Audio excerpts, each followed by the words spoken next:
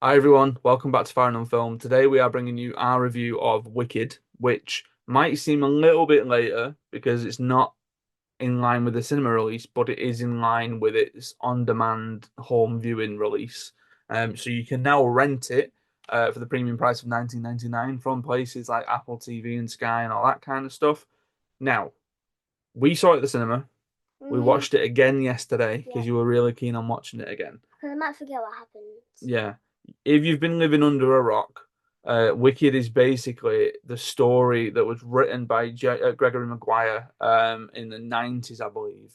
And then it was turned into a stage musical by Stephen Schwartz, which has now been turned into a film adaptation. The film covers the first half of the stage play, and it ends at Defying Gravity, which is where the intermission is in the stage play. And then next year, we're going to get Wicked Part 2. It stars Cynthia Erivo as Elphaba Ariana and Grande and Ariana Glinda Grande is Glinda, and Glinda. Gerlinda, Go. Jonathan Bailey as Fiero, Ethan Slater as Bok. Jeff Goldblum is the wizard. There's a lot of like high caliber actors in there, and it is a very bright, very colorful, very musical adaptation of the stage show. And Ruby wants to talk about it, but she's not thought about what she wants to say. So the film starts off with Gerlinda in Glinda. Munchkin Land, Yep. basically letting them all know that the Wicked Witch is dead. Oh, actually, they Yeah. already know because it's no one mourns the Wicked, so they already Yeah. know.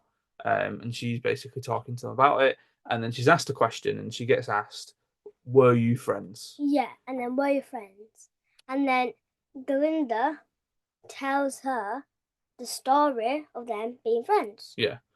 So Elphaba was born to Governor Throp and a mother that she doesn't really know. Her mother died. And she has Um, this like little sister called Nessa. yes, And she's what?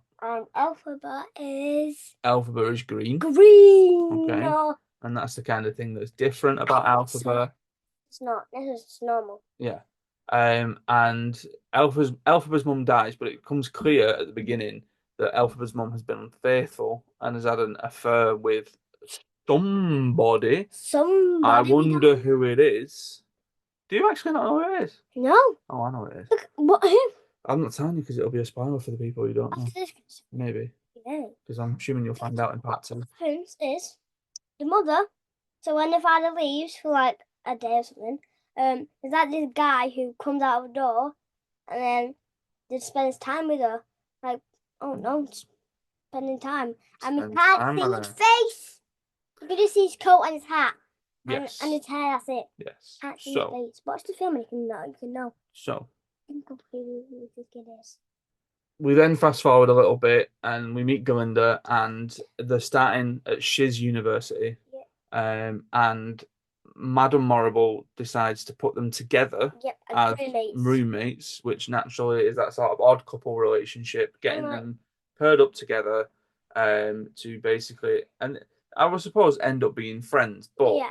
they go through a little bit of turmoil in their relationship to begin with, in that Glinda's quite um, upset or jealous about how close Elphaba is to Madame Morrible, Yeah. because she wants to be really close. And She wants to be a also, really good sorceress.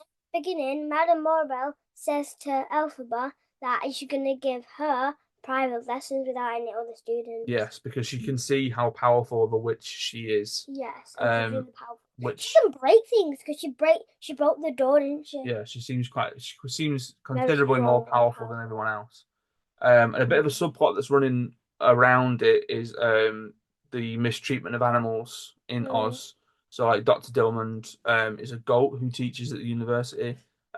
And he basically one day while he's teaching flips his blackboard over and it says animals should be seen and not heard.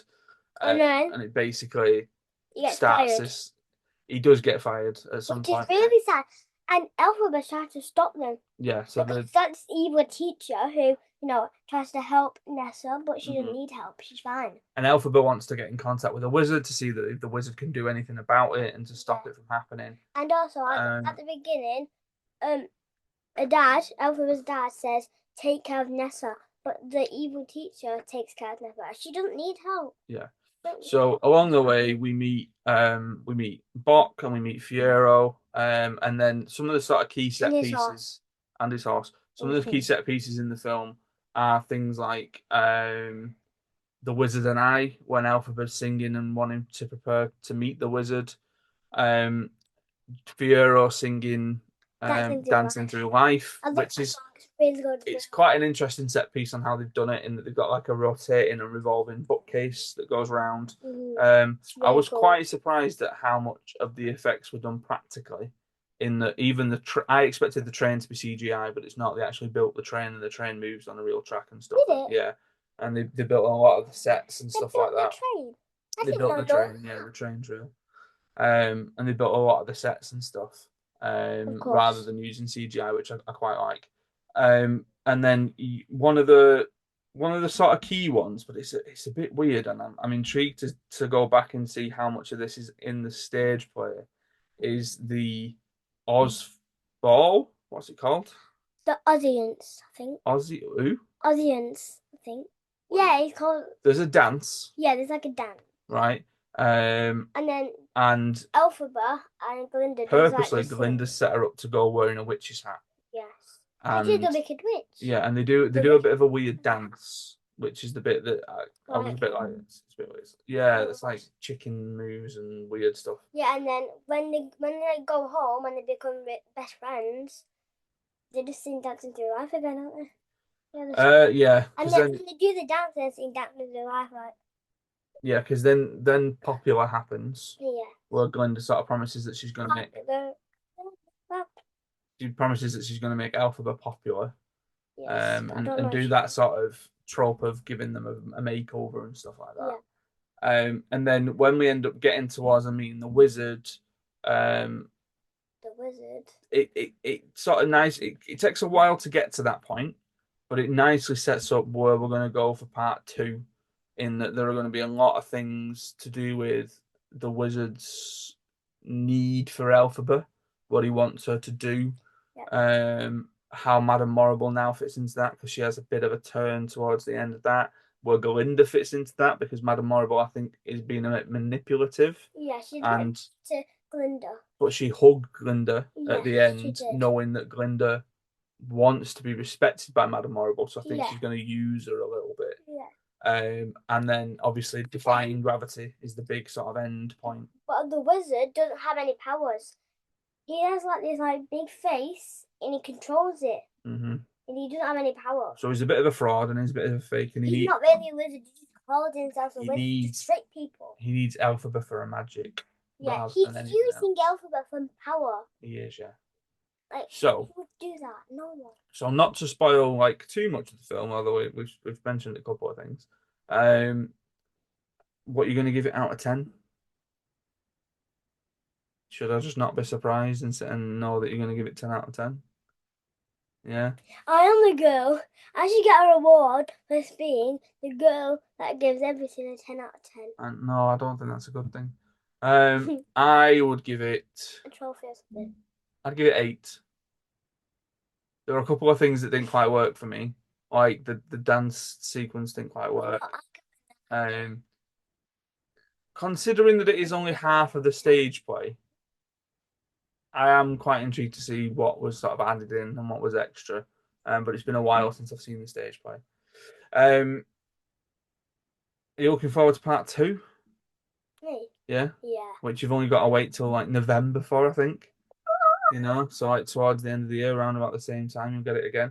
Intrigued to see what happens tomorrow, because as we record this, the Golden Globes are happening.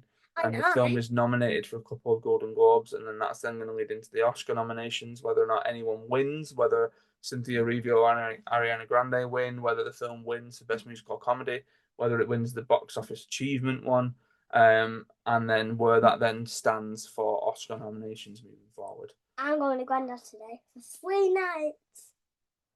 Yeah, because that's got something to do with Wicked. It does. Right, we're going to wrap this up. Anything else that you want to say? Bye. No? Right, bye. Right, thank you very much for watching. Thank you very much for listening. Stay safe, look after each other, and we'll see you next time.